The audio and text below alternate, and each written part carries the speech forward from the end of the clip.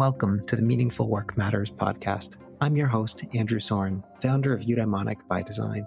On this podcast, we'll dive into the world of meaningful work, explore its complexities, and examine its impact on people and the organizations they're a part of. Each episode features insightful conversations with cutting-edge experts who are successfully navigating the challenges of meaningful work. We hope to offer you ideas, frameworks, and tools to unlock potential and design work that's fulfilling, impactful, and supports everyone's well-being. Subscribe or follow us now, and let's make meaningful work matter.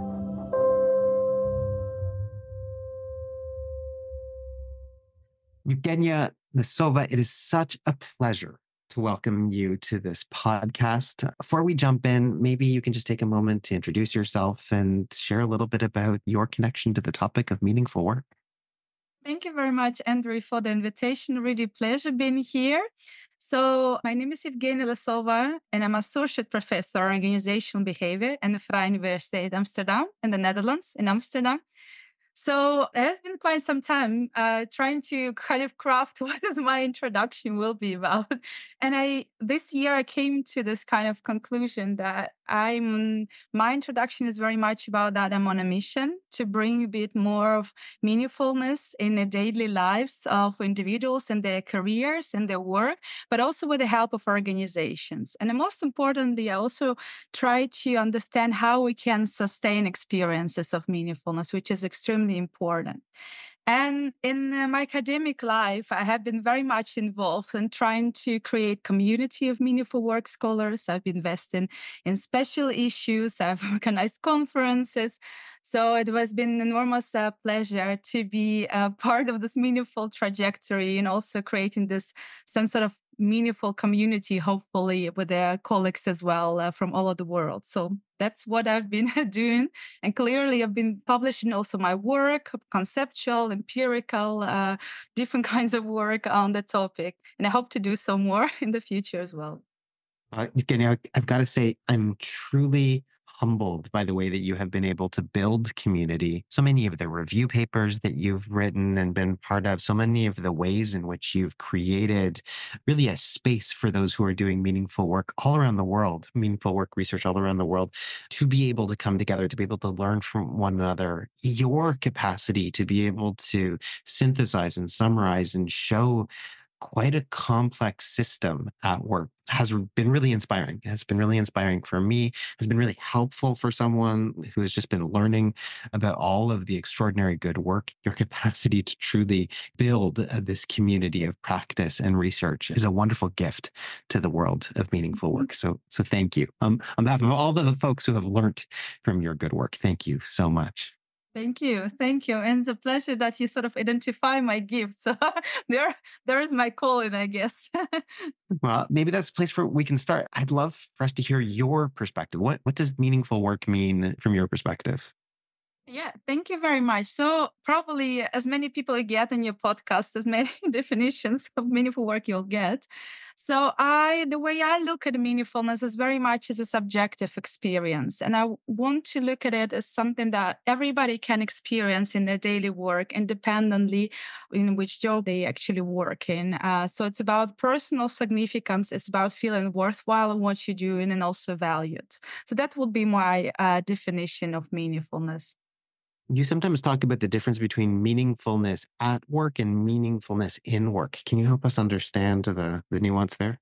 Absolutely. So the distinction between meaningfulness in work and at work is actually the creation of two very influential scholars, also Mike Pratt and Ashworth. They've developed this distinction based on the identity theory. And the whole idea behind this, you have meaningfulness in work, which arises from actually doing the work. So actually the role that you do, and a good example will be nurse. The nurse is there to cure a patient. This is clearly meaningfulness in work.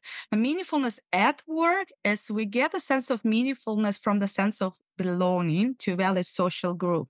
So, for example, being part of an organization that is good for society, you have some extraordinary social responsibility activities that might feel that what your work is meaningful by feeling sense of belonging to this organization. So that's the kind of two definitions, but clearly, ideally, to have it, to experience meaningfulness in a whole way and a more, I think, sustainable way, you need to have both of these experiences. Mhm. That's And a lot of your research actually looks at the topic of a calling. So is there kind of a definitional aspect of a calling that you'd layer on? Yeah, so similar to meaningful work, calling is a very debatable concept. So clearly, sometimes calling is seen as a very deep sense of meaningful work. So I think one of your podcasts, you also talked about the work of zookeepers, right? About banders and entombs. That's really a good example of a deep sense of meaningful work. But clearly, calling and meaningfulness are different concepts in my point of view. So calling in this particular way for me is something that you're really sort of activity you want to pursue, but you also feel that you need to pursue. And that could come either from a sense of internal call or external call because you feel what you're doing is really destiny. And of course, a clearly important element of it that you're doing it for the well-being of others is the social element part of it. Hmm. So clearly the two are connected, but I would say Colin is very kind of extreme way of looking at meaningfulness. And some scholars do look at it as tied to particular profession and careers. I don't look at necessarily in this way. I think to me, it's more about this kind of sense of purpose that drives you or the sense of gifts.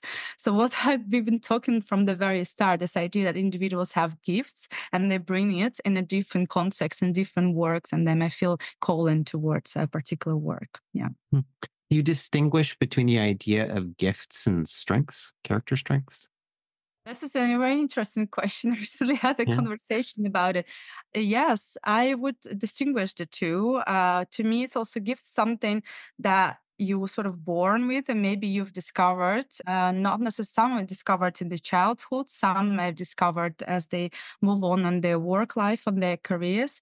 But strengths can also be, strengths are also important, I think, for the experience of calling. But gifts, in my case, is something unique that I think you would pursue and then you can get better in certain ways.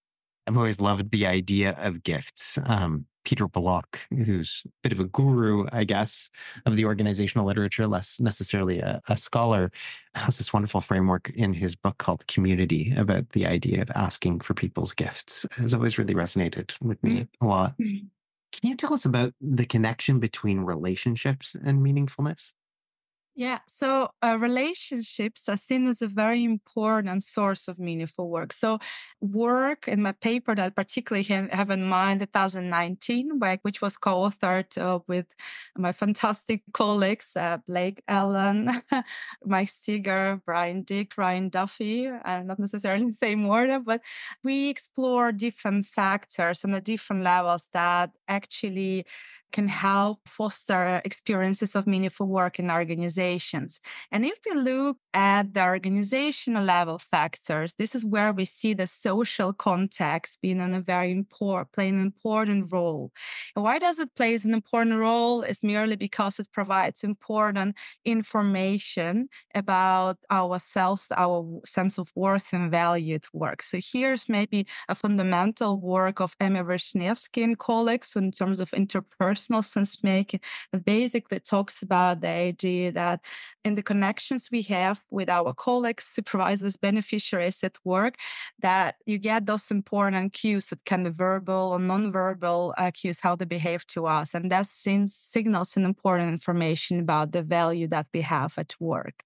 So this is one kind of one element of it. And my recent work, I have been also exploring it a bit more into detail, trying to explore what is this kind of relational social context that really matters. For example, we've identified that having a relationship that sends you sense of cue that you're actually your sense of worth, that you're really appreciated, that you recognize, sense of care that they are there to assist and help you in the challenging circumstances, and also a sense of safety that you can actually be open and vocal about what matters to you and not afraid of the consequences. That's an important kind of signals and cues that can actually help us to experience events which are not often easily positive, stressful events, ambiguous events, experiencing them as more positive ones. So, and there's more to follow. Yeah, that's super interesting. I like the way that you're combining both the psychological safety aspects and the mattering aspects into that relational view, like the value that we actually find in being able to have a community of people recognize and celebrating the value that we're able to bring, creating the conditions where people can actually create that value, bring those strengths, bring that gifts to the work that we're doing. Yeah. Yeah. Hmm. Thank you. Maybe we can even zoom out higher. So in that 2019 article that you just talked about, you really looking at all of the literature on meaningful work, you create a really comprehensive framework that I've very much used and kind of held on to in the ways that I've tried to understand the landscape of meaningful work that looks at meaningful work from these multiple levels, at the individual level, at the job level, at the organizational level, and then ultimately at the societal level. Can you just walk us through? There's a lot there, but can you try to walk us through kind of the system of meaningful work? Yeah, so thank you very much. It's interesting how you put it as a system, and I'm happy to hear that you found it useful. Actually, many people reach out found it useful, this framework. And I think that the usefulness of it comes also a bit of a practicality because, in a sense, it's not necessarily just a framework of list of the things that matters, but actually considering the idea of fit with the person and the context. So the whole idea behind this framework is that clearly meaningfulness, it's not something that is necessarily provided by organization. This is an individual priority. So it's individual is there to find a meaningfulness in their work, but clearly you need to be in the context that enables individuals to experience their work as meaningful. So that's why we started with this idea of importance of personal characteristics, and can be values, beliefs, and we discussed different elements and even the personalities. So we reviewed what is that in the person in terms of personal characteristic do we know that contributes to experiences of meaningful work. But the key then comes down is that clearly as an individual, the person is a starting point, but in which context does this person actually exist? And we look particularly, so we rely on this ideas of personal environment fit. So, and the idea behind it is that persons would thrive and perform in the best possible ways where they actually work in the context that are congruent with their individual values, beliefs, needs, and so on and so forth. And we sort of get this idea behind this framework and suggesting that actually the person interacts with job-related factors that also facilitate meaningfulness. And here you can think about the job design characteristic, the ability to job craft, sense of autonomy, and that was kind of interacts with what the person needs. And clearly the organizational factors as well. So the person interacts with the organizational factors. And here, one of the aspects is the social context that we discussed, right? But it's also leadership. The kind of leadership style might fit a certain person, not the other person. And it's also about the kind of purpose, their culture is within the organization, whether it's a fit with your values as well. And the higher level is societal level. And I think this is what, in my view, has been attracting a lot of attention because what we eventually want to achieve is to bring meaningful work into the organization, showing the importance it has not only for the individual benefits like well-being, but actually for the organization and society as a whole.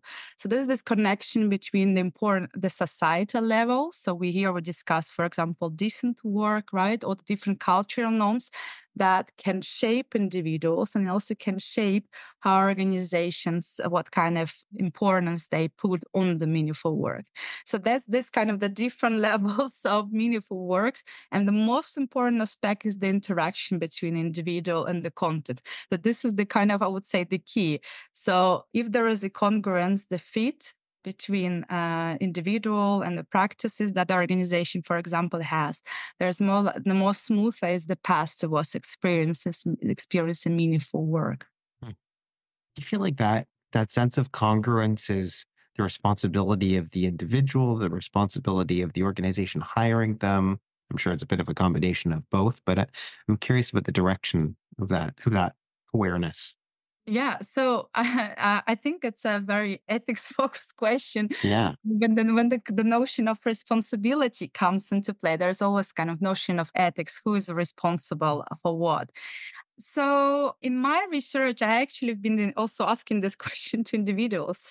Sometimes in my interview, what is the kind of responsibility? When it all comes down is that eventually it's up to individual to find a meaningfulness, but then the organization is responsible to provide at least the basic minimum for the individuals to be able to experience it. So take, for example, if individuals are forced by organization to work in exploitative work conditions with no safety, and they always tap down to the concept of decent work, then it might be very hard for individuals to actually find their work as meaningful, right? Mhm. So this is what I'm talking about. That very clearly share of responsibility comes from the organization, but it's also mainly that individual will have to find their work as meaningful. So I always look at them as a like core responsibility, and that might shift depending on the context.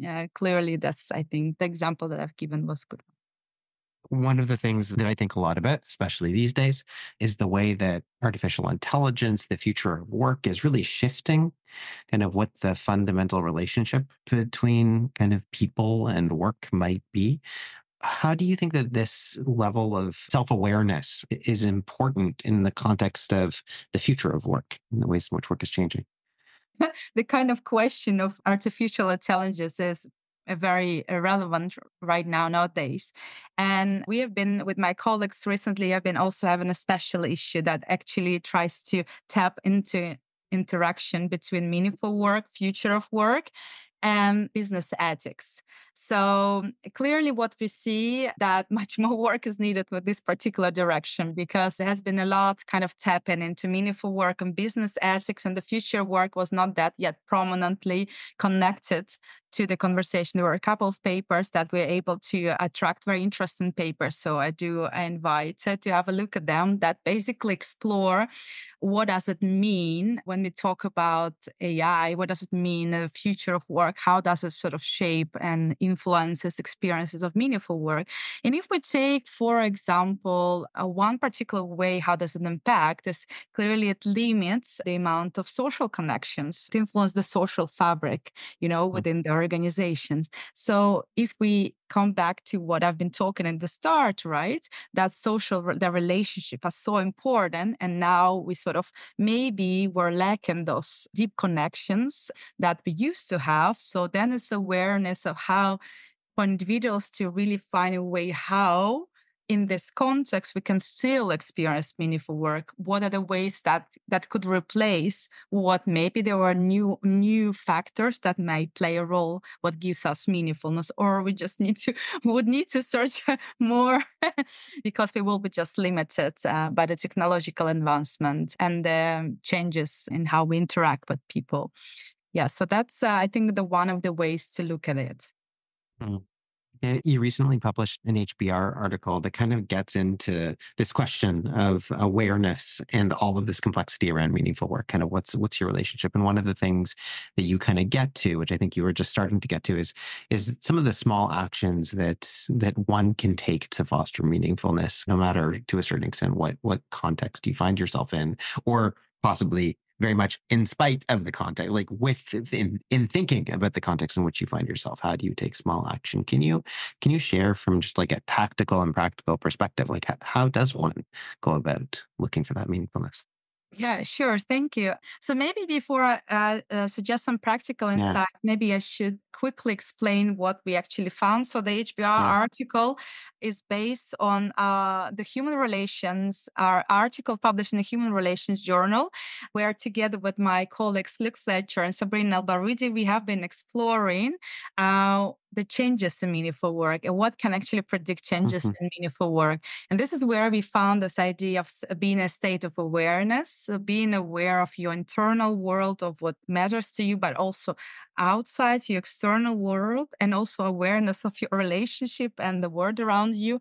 That actually help us on a weekly basis experience boosts meaningful work. And the reason why it happens, it makes us more cognitively flexible. We're able to see new ways of approaching challenging situation, finding creative ways to approach in our work. And through this, we can experience more meaningfulness.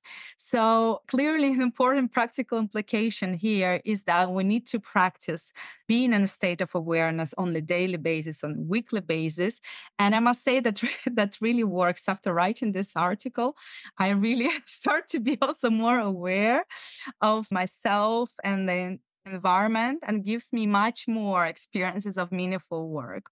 Mm. And there are several ways how you can sort of boost a state of awareness.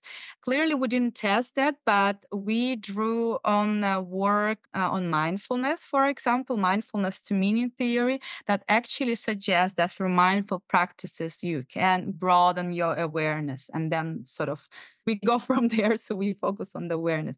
So clearly, engaging in mindful practices could be an important way to boost state of awareness. But here's not necessarily that you need to be, I think, a professional in continuously engaging mindfulness, but actually just paying attention to experiences in a daily conversation. That's already will be of great help. And also within the organizations to really stimulate that, for example, at the meetings, that there are opportunity to reflect, to share meaningful experiences with each other that could also put individuals in a state of awareness and eventually help them experience greater boosts of meaningful work. So yeah, I think that would be one of the way. There's several, like these two ways I'd engage in mindfulness practice, but also kind of engaging in conversation and reflecting on Mhm. this.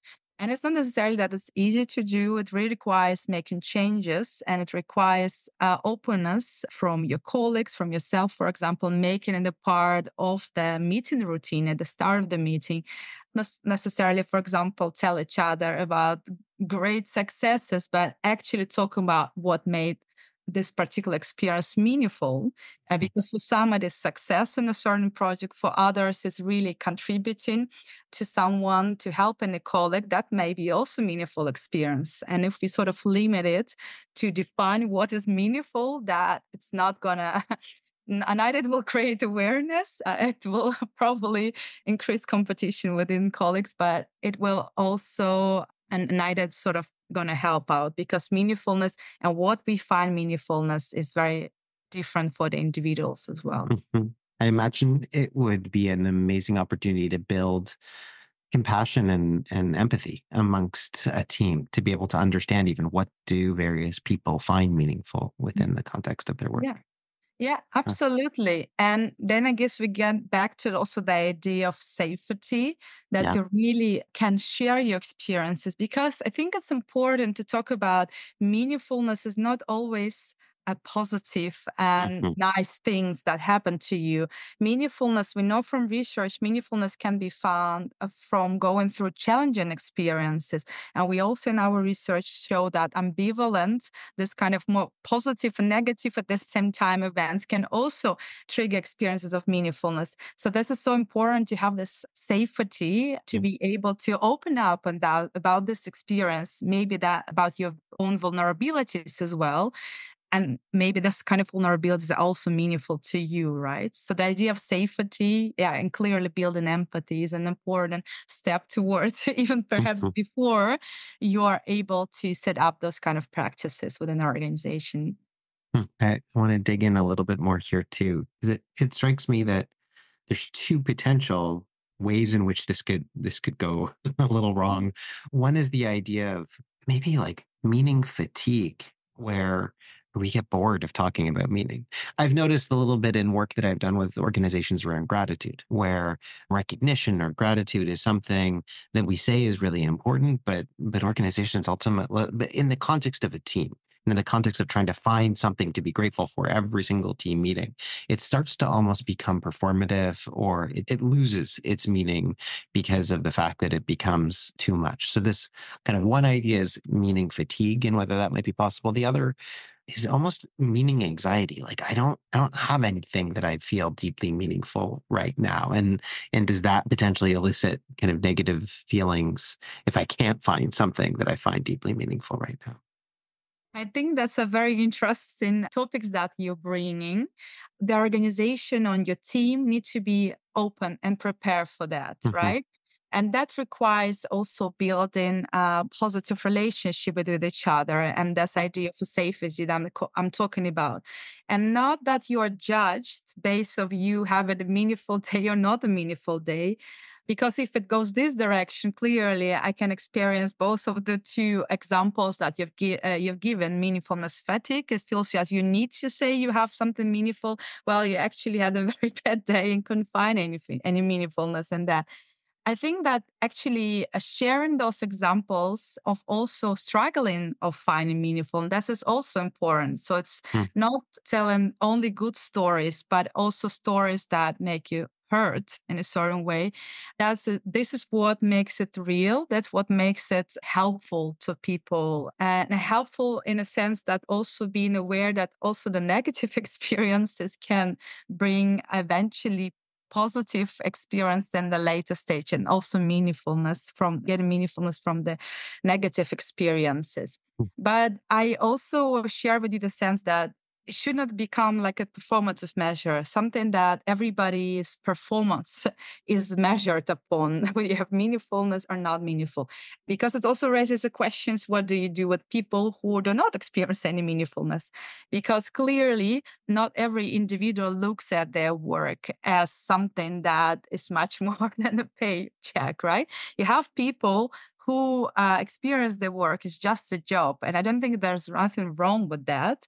So if we kind of start to implement meaningfulness as a tool to assess performance, or like to that you must do, then we exclude people who are maybe make important contribution to the organizations, and then they feel they are pressured to come up with something that is not really there.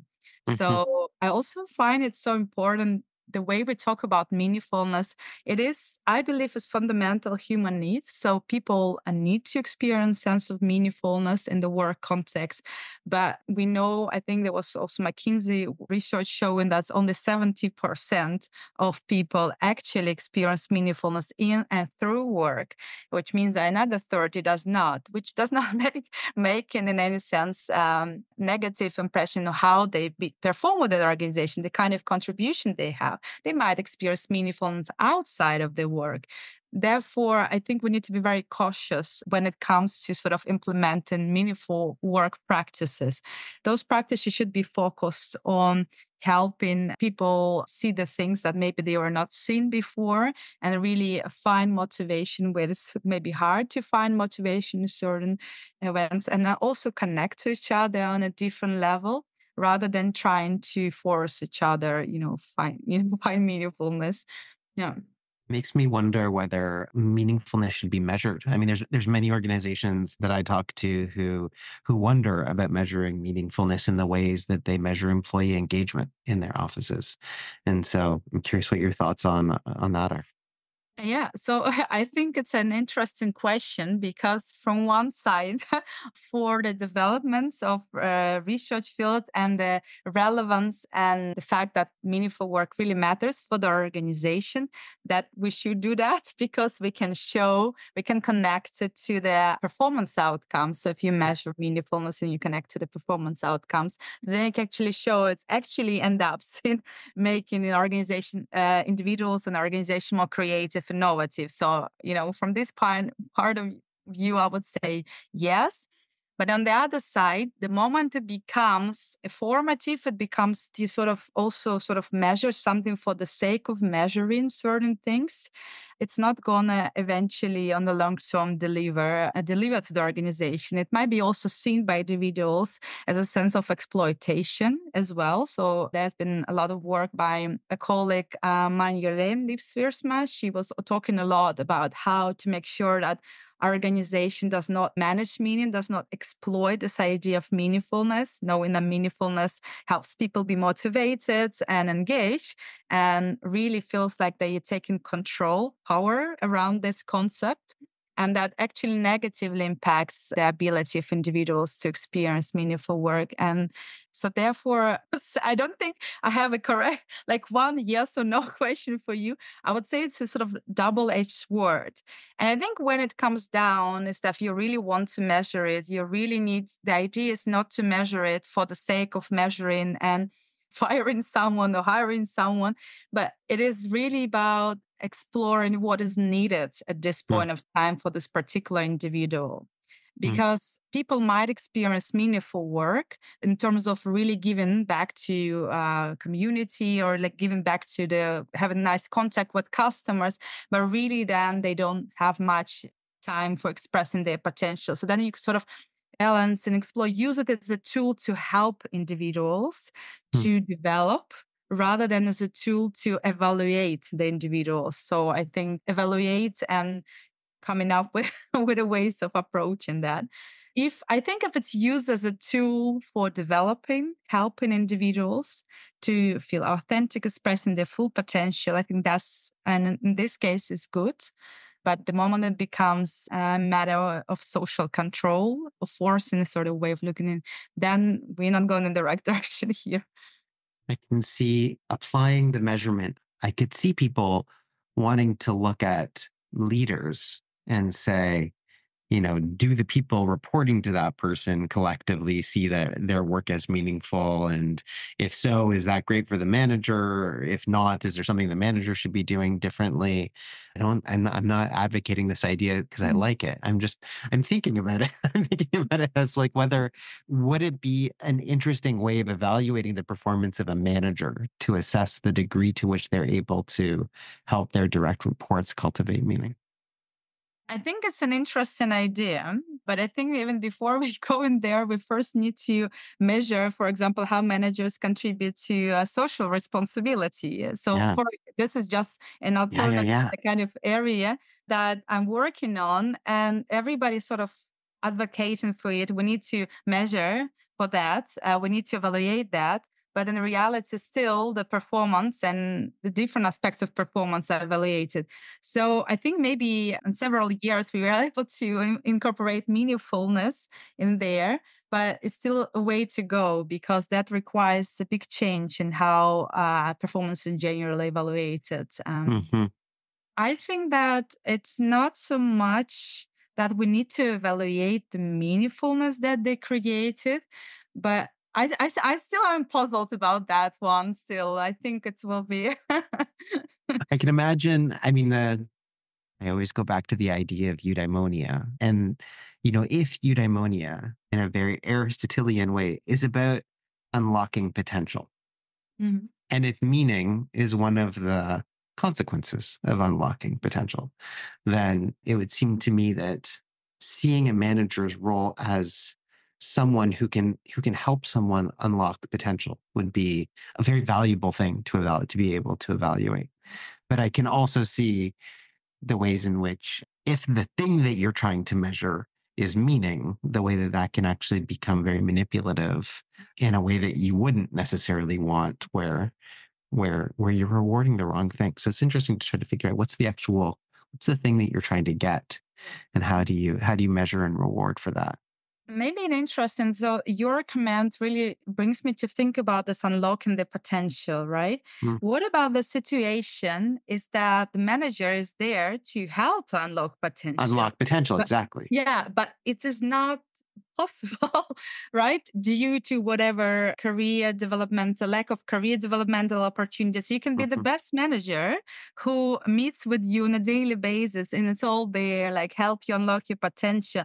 But it's just obstacles outside that mm, cannot impact on that is mhm, not making them eventually manager that helps to unlock potentials. And the question, what do we actually measure in here? mm, So that's what I mean to be able to introduce this as a measure of leadership or how mm, good mm, you serve as a manager. You need to prepare organization that requires also change in the organization, and that there should be a opportunity for the managers to have those opportunities for people to unlock their potential. If you yeah. know from the start that you cannot unlock the potential of the individuals, how hard you can try, it's still not it's not going to work out. It makes me just go back all the way to the place where we were earlier around your framework that, hey, an individual's capacity for meaningfulness is going to be shaped probably first and foremost by their own signatures, whatever that's going to look like, by their own sense of characteristic adaptation, by whatever story they're telling themselves about their own job. But then it's going to be about, what the actual job is. Has that job been designed in the right way? Have we given that person the opportunity to craft that job in a way? And then to think, okay, well, what's my role as a leader and what's our organizational culture more broadly? Do we have the right kind of policies and procedures in place to be able to help someone? And then taking a step even higher to be able to say, what is the cultural framework that we have for whether or not this individual's, thinking about meaning? Is there a cultural context that's important? Is there religious context potentially that's important? Is there broader cultural norms that are going to be really important for us to be thinking about? A manager who's capable of thinking about the complexity of that will probably and potentially think about different levers in which they might be able to pull, but also to potentially think about managing what they can control and what they can't. Yeah, absolutely. So that's what makes it very complex, right? So Mhm, as meaningful work is a very complex phenomena. It includes also different dimensions. It's not just one thing of helping others or one thing of self-realization, but there are all of them, and also the balancing act between the two. But it's also indeed in which context are you actually finding yourself? Are you able to do that? And perhaps another important element is, but this whole idea of measuring managers for what, for example, we know from research is also that managers themselves need to be experienced their work is meaningful. That's another important element. But maybe what is helpful before like we start measuring those things is actually creating this awareness from the manager's side that those things are important for the individuals, and what does a meaningful experience constitute within their team. What is that this team member needs? What does this team member needs? And then from this we can make a step forward to actually the manager can also find the pathways to help the individuals. So there mm, is a lot of, I feel, different steps on the contextual level, but also on the level of the manager being able to have an impact in the mm. lives of individuals. I want to do a tangential question, something completely off to the side. You mentioned a little bit earlier that some of your research has looked at corporate social responsibility and its relationship to meaningful work. Can you tell us a little bit about that? Yeah, to me, it's a very natural connection, meaningfulness and corporate social responsibility. I've been doing some work trying to test the frameworks in terms of the person, the context. So trying to explore for whom the social responsibility would be the most important when it comes to experience a sense of meaningfulness. And what will come down to is that what matters so much, clearly the individual factors matter, but what matters is how CSR is also implemented. Because most of the research also looks at CSR as they are this thing that the organization is doing. But the work, for example, Ante Glavas, who's also my co-author, we're working on the work to get on the project today. We're trying to explore actually what does this mean. Do individuals can see it on a daily basis or not? That what we find is has an important an important consequences for the experiences of meaningful work. So I think really we cannot just say that CSR implemented CSR as a golden standard meaningful experiences, meaningful work. I think to be able to make use of CSR there as a source of meaningful work, there are a lot of things to be taken in context. It comes down from the person. Again, this idea of fit. Not everybody's going to get experience of meaningfulness as a result of CSR, but also the how the CSR is designed, whether individuals can see it as something part of their inner role or as like extra roles. So here, think about volunteering. Volunteering can be a very good way maybe to experience temporary boosts of meaningfulness, but how sustainable it is if you don't do it on a daily basis and you don't see connection really to what you do on a daily basis, right? So yeah, so that's is kind of the two direction I would say are important, and we still kind of do research in this area as well. Hmm. And luckily, there is much more research emerging in this intersection, which especially happy about because I think it's an important way to go.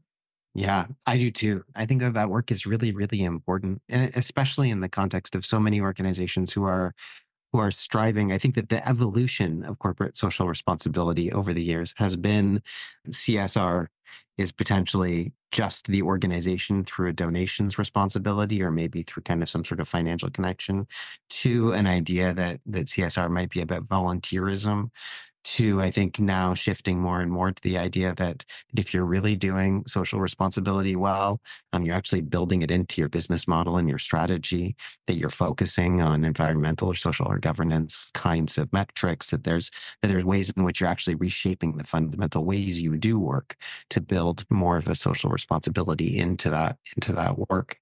And I think that trying to study that, trying to see, what is the relationship between any of that and people's sense of day-to-day meaning is an extremely valuable way of thinking about future research. Yeah. Thank you. Yeah. Let's see. Yes, absolutely. I agree with you. And I also think this is also one of the way to go back to this idea of my mission, connecting, bringing meaningful work there into the organization and really see the value, importance to connection about organizational level, what the organization does, but also experiences and experiences of individuals in terms of meaningfulness. So yeah, I hope to do more of this kind of research more in the future. Absolutely. Before we wrap up, is there any question that you think I should have asked you about meaningful work that we haven't covered yet? One of the questions that still puzzling me, and I'm sort of working on that, is this idea of sort of sustaining meaningfulness. So, Mm, I mean, even if you ask this question, I would probably yet able to answer this question. Yet, can we sustain? Clearly, what this work on awareness to me, this is sort of one of the steps to take towards understanding what helps sustain on a weekly mhm. basis, but there's much more to be done on this area in my point of view. So maybe in 1 year I can tell a bit more about that.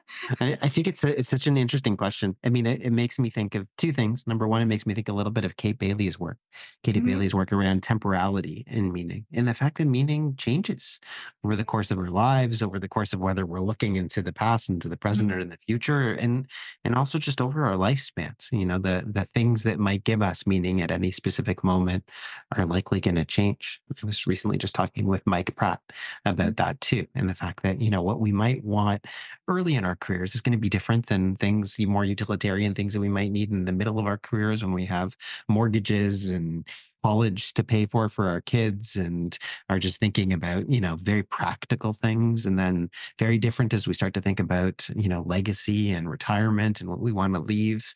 Meaning is going to shift and shape over that period of a lifetime.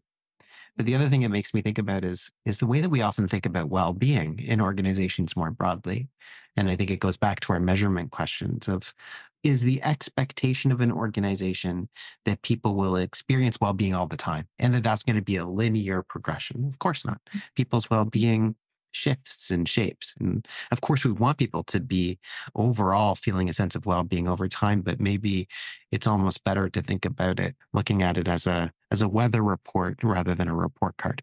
When we think about measuring and assessing things like well-being or meaning, what do we need in this particular moment? How do we think about those particular levels? Which is why I so much love the idea that you bring to the table around awareness of just myself and my own needs in this particular moment, and trying to create a community of shared concern for what might be needed in any given moment and responding to that need.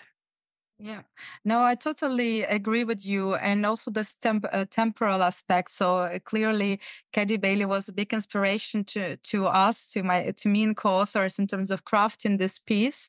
I think it's really important that we look at the sort of the time, the changes in meaningfulness. There has been some work that it shows that it changes on a daily basis. We show that changes on a weekly basis, and to me, the sustaining element of it is trying not to constantly have it five out of five, which is I don't think possible.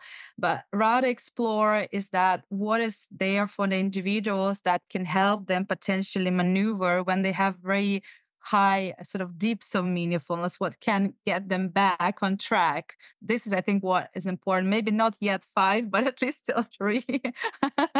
So I think it's a very important direction. At least I'm pursuing my research as well. So hope to have more insights on this at a later point. Well, Evgenia, thank you so much for sharing this complexity, for helping us dive into all of the different nuances, the challenges, and also the really tremendous opportunities of being able to wrap our heads and our hands and our hearts possibly around meaningfulness. Thank you so much for helping us make meaningful work matter. Yeah, thank you so much for the invitation and opportunity to contribute with my ideas. Thank you for joining us for another episode of Meaningful Work Matters. If you haven't already done so, be sure to subscribe to our podcast on your favorite platform. And if this episode resonated with you, please take a moment to leave us a review. Your feedback helps us make this podcast better and reach more listeners. You can connect with me, Andrew Soren, on LinkedIn, or visit www.eubd.ca to learn more about Eudaimonic by Design. Finally, if what you heard today spoke to you, tell your colleagues and people in your community about our podcast. We really appreciate your support in making meaningful work matter. See you next time.